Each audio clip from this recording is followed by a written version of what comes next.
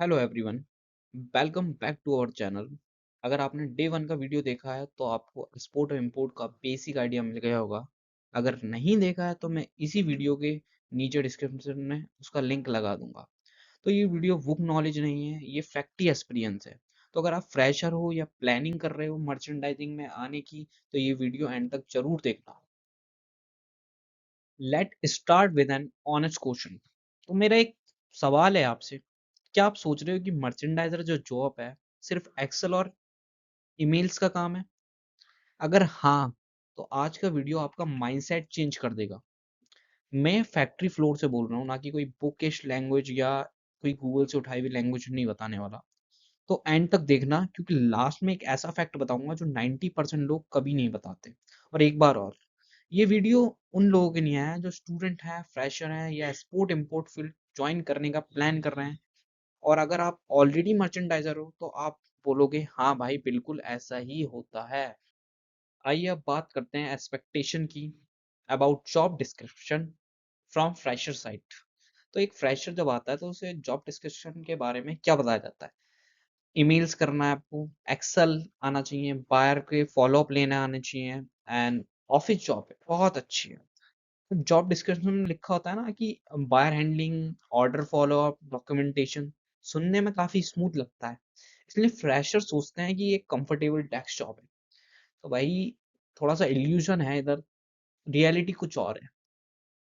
अब मैं आपको वो सच बताने वाला हूँ जो शायद अभी तक किसी ने नहीं बताया है। तो मैं आपको सच बताने जा रहा हूँ, फैक्ट्री में परफेक्ट डे नाम की कोई चीज नहीं होती। There is no such thing as a perfect day in a factory. ऐसा मैं क्यों बोल रहा हूँ? बिकॉज कभी मशीन बंद हो जाती है, कभी कोई ह्यूमन फैक्टर नहीं होता, लाइक वर्कर एब्सेंट हो जाता है, कभी माल पीछे से लेट आता है वेंडर के सप्लायर की तरफ से, कभी क्वालिटी इशू हो जाता है।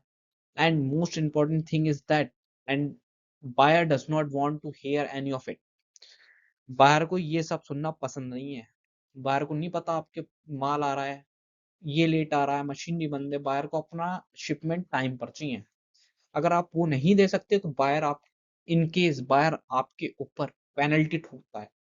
पेनल्टी के केस में आपको डिस्काउंट देना पड़ता है बायर को ऑन द एग्रीमेंटेड प्राइसेस। आइए अब बात करते हैं मर्चेंडाइजर की डेली वर्क की, जो आपको शायद कोई नहीं बताएगा कि असली काम होता क्या है। तो लोगों को लगता है कि मर्चेंडाइजर का जो काम होता है वो एक्सेल पे होता है खाली बस। तो उसका असली काम एक्सेल नहीं होता है, उसका असली काम होता है फॉलो अप लेना। रोज के 20 से 30 ईमेल करने होते हैं, बाइंग एजेंसी को, वेंडर को, एंड पता नहीं किस किस को। व्हाट्सएप पर रिमाइंडर लेना, वेंडर्स को कॉल करना, उसके साथ कोऑर्डिनेट करना, उसकी प्लानिंग को जानना, एंड कभी बाहर को काम करना हो गया, शांत करना हो गया बाहर को, कभी फैक्ट्री को पुश करना हो गया। और ये काम हमें डेली करना पड़ता है। अगर हम ये काम अगर डेली नहीं करेंगे ना, तो पूरी प्रोडक्शन, पूरी सप्लाई चेन डिस्टर्ब हो जाएगी। और इन केस, और इसी केस के ड्यूरिंग आपकी शिपमेंट डिले हो जाएगी, जो बायर को बिल्कुल भी पसंद नहीं है। और जब बायर गुस्सा हो जाएगा तो वो डिस्काउंट मांगेगा फैक्ट्री से, और वो डिस्काउंट आपको देना ही पड़ेगा, नहीं तो वो पूरी शिपमेंट आपकी होल्ड करा देगा। लाइक, ये वर्क होता है। आइए अब बात करते हैं एक रियल एक्सपोर्ट ऑर्डर पे। एक रियल सिनेरियो से बताता हूँ। जैसे फॉर एग्जांपल बायर ने बोला मेरे को डिलीवरी चाहिए 30 जून तक, मुझे नहीं पता शिपमेंट आप कब निकालोगे, मेरे वेयर हाउस में 30 जून तक माल डिलीवर हो जाना चाहिए। वो अब आप अपने अकॉर्डिंग देखो। अब बायर वो ऑर्डर प्लेस कर दे, शायद जनवरी में कर दे, फरवरी में कर दे, उसे तो बस 30 जून तक माल अपने वेयर हाउस में चाहिए, डिलीवरी चाहिए। इस केस में फैक्ट्री बोलती है हाँ यस सर, आपका जो माल है 30 जून तक आपके पास पहुंच जाएगा। अब क्या होता है बीच में, असली कहानी अब स्टार्ट होती है। मिड वे में जो होता है प्रोडक्शन, जो होता है रॉ मटेरियल डिले हो जाता है, मतलब सप्लायर से ही फैक्ट्री को रॉ मटेरियल देरी से मिलता है। तो फैक्ट्री बोली कि सर हमें एक्सटेंशन चाहिए 1 महीने का। तो पता बायर का क्या रिप्लाई आता है? बायर बोलेगा that not my problem, that is not my problem. Simple buyer ये कह देगा। एंड आप बताओ कि प्रॉब्लम होगी किसकी? तो आप सही सोच रहे हो भाई साहब, प्रॉब्लम होगी मर्चेंडाइजर की। तो मर्चेंडाइजर क्या होता है? मर्चेंडाइजर होता है ब्रिज, होता है bridge between the buyer and factory. आइए अब बात करते हैं मर्चेंडाइजर पे प्रेशर कहाँ कहाँ से आता है। तो भैया, ऐसी कोई सी जगह नहीं है जहाँ से मर्चेंडाइजर पे प्रेशर ना आता हो। तो देखो, ऊपर से जो डालता है प्रेशर वो बाहर डालता है, नीचे से जो डालती है फैक्ट्री डालती है, और जो बच्ची कुछ बीच की जगह होती है ना, तो वहाँ मैनेजमेंट प्रेशर डालती है। तो सभी जगह से समझ लो कि मर्चेंडाइजर पे प्रेशर बनता है। तो बायर क्या बोलता है, बायर बोलता है मुझे भैया मेरी शिपमेंट टाइम पे चाहिए, मुझे डेली अपडेट चाहिए, मेरा माल किस कंडीशन में है, मुझे प्रोडक्शन स्टेटस चाहिए डेली। फैक्ट्री बोलती है भैया हम प्रोडक्शन में ये डिले आ रहा है, हमें क्वालिटी हमसे कंट्रोल नहीं हो रही, बाहर की एक्सपेक्टेशन पे हम नहीं उतर पा रहे हैं, इस केस में क्या नाम है डिले हो जाएगा, ये इशू आएंगे। मैनेजमेंट बोलती है भैया हमको, हमने एक एस्टिमेटेड कॉस्ट इस क्या नाम है शिपमेंट के लिए रखी थी, तो हमें कॉस्ट को भी कंट्रोल करना है, हमें अपने प्रॉफिट मार्जिन को भी देखना है। तो सभी तरफ से भाई प्रेशर बनता है मर्चेंडाइजर पे। अब बीच में जो बैठता है ना, वो मर्चेंडाइजर ही बैठता है। तो भैया एक लाइन आप याद रख लो, you are not the boss, you are the bridge that connect the two worlds and bear the weight of both.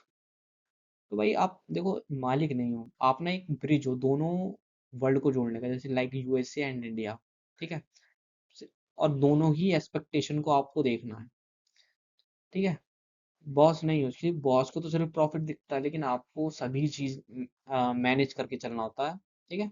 Merchandiser का रोल के अकॉर्डिंग ये है मेन प्रेशर। और यहाँ भाई एकदम रियल तरीके से काम होता है, प्रैक्टिकल, मतलब एकदम से।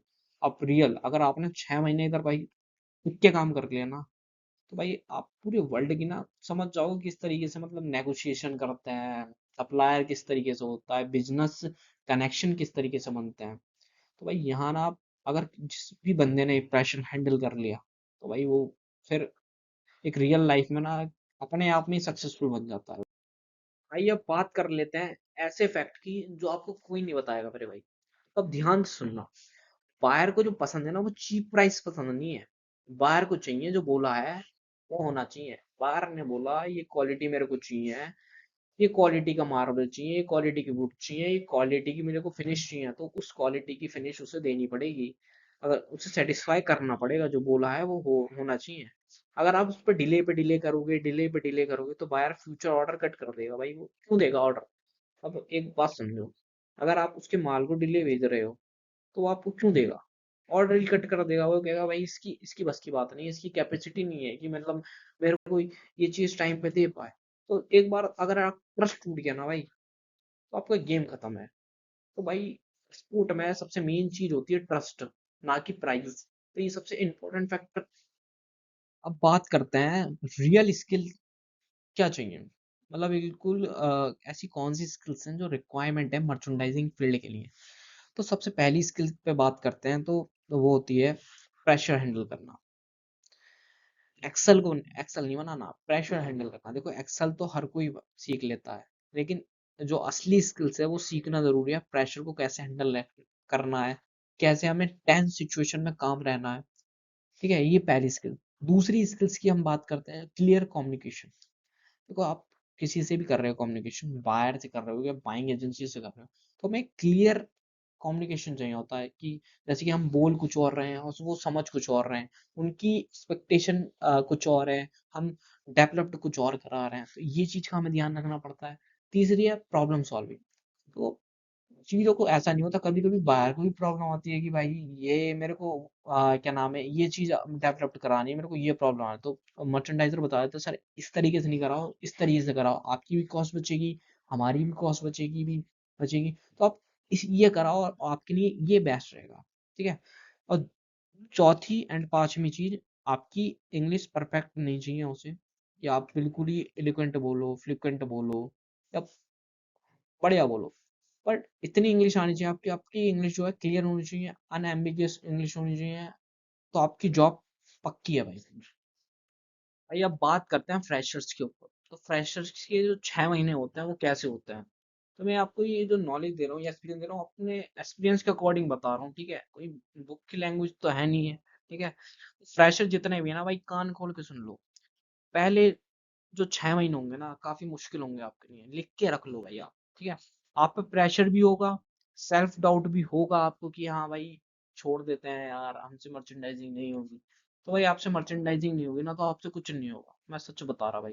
क्योंकि कहीं भी किसी भी फील्ड में या किसी भी प्रोफेशन में चले जाओ आप, तो कहीं ना कहीं आपको 6 या 5 महीने प्रेशर को झेलना ही पड़ेगा, अपने सीनियर हो या कुछ भी हो आपको, ठीक है। लेकिन अगर आप सरवाइव कर गए मेरे भाई, तो आप इतने स्ट्रांग बन जाओगे ना, आप मर्चेंडाइजिंग क्या, आप अपना बिजनेस कर लोगे ना, तो वो उसमें सक्सेस मिल जाएगी आपको, ये समझ लो आप। और दूसरी चीज भाई, सबसे मेन चीज, सबसे इंपॉर्टेंट चीज, मर्चेंडाइजिंग ना कमजोर लोगों के लिए नहीं है भाई, ये कमजोर लोगों के लिए बनी ही नहीं है भाई, सच बताऊं तो।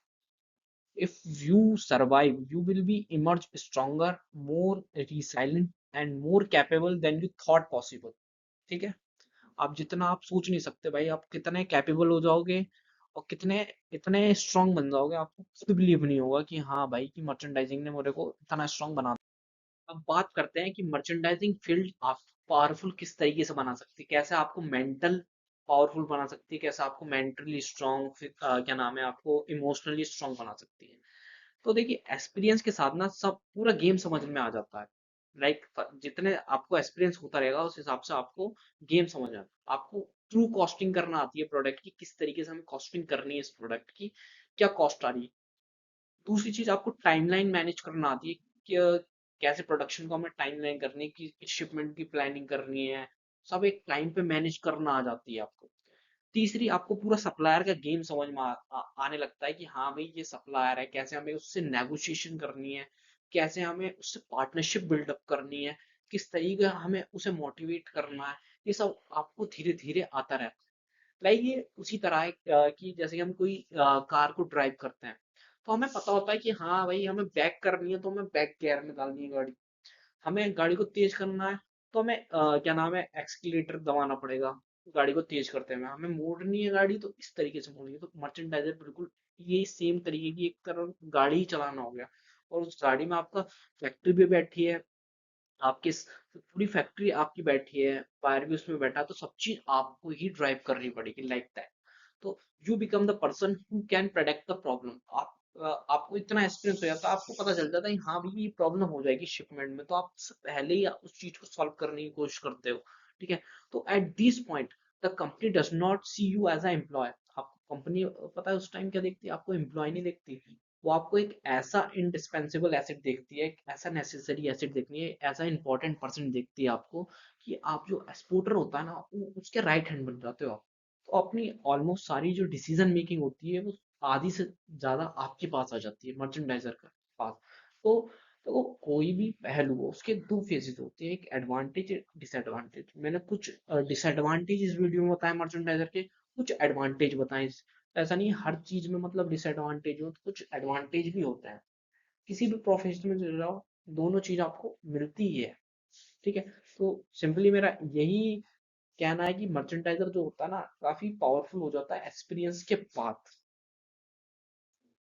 जैसे जैसे ना मर्चेंडाइजर एक्सपीरियंस होता रहता है ना, तो वो उतना ही पावरफुल होता रहता है। एक लेवल पे आके ना वो खुद ही इंडिविजुअली पूरे बिजनेस को, पूरी फैक्ट्री को मैनेज करता है, इंडिपेंडेंटली डिसीजन लेता है, और ऑनर ज्यादा इंटरप्रेट नहीं करता उसके बीच में। एंड वो अपने आप ही बिजनेस को डेवलपमेंट करता रहता है, और एक तरीके से एक्सपोर्टर का राइट हैंड बन जाता है। तो देखो यार, कोई भी पर्सन है, अगर वो 20-30 करोड़ का आपका बिजनेस संभाल रहा है पूरे साल का, तो आप सोच समझ सकते हैं कि वो कितना इंपॉर्टेंट एसेट बन जाएगा फैक्ट्री के लिए या कोई भी कंपनी के लिए। तो उसे फिर उस तरीके से ट्रीटमेंट भी मिलेगा, सैलरी में भी, रेस्पेक्ट में भी, सब जगह पे। अब देखो, लास्ट स्टेज पे आ चुके हैं हम, तो अब बात कर लेते हैं कि अगली वीडियो आपको किस टॉपिक पे चाहिए। बायर हैंडलिंग के सीक्रेट जानने हो आपको, या एक्सपोर्ट कॉस्टिंग के बेसिक, या फैक्ट्री डिले सोल्यूशन, या फ्रेशर टू सीनियर का रोड मैप, कमेंट करके जरूर बताना भाई।